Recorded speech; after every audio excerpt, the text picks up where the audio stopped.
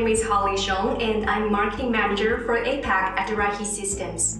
As my colleagues have mentioned in our Remote with Rahi series, there has been a lot of change and uncertainty in the workforce. I'm located in China, so I have been at the front lines of the effects of coronavirus and business adjustments. Today, I would like to discuss what worked during the remote work period and tips for returning back to the office.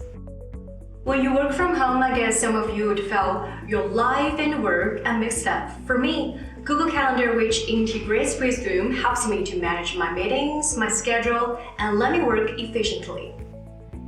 Now I have returned back to our Shanghai office as the outbreak has been effectively controlled here.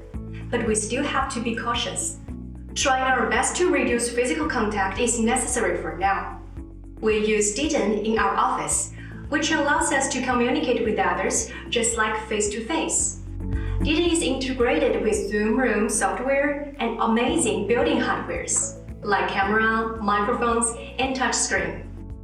I can start a meeting just with one touch, and really easy to write as well.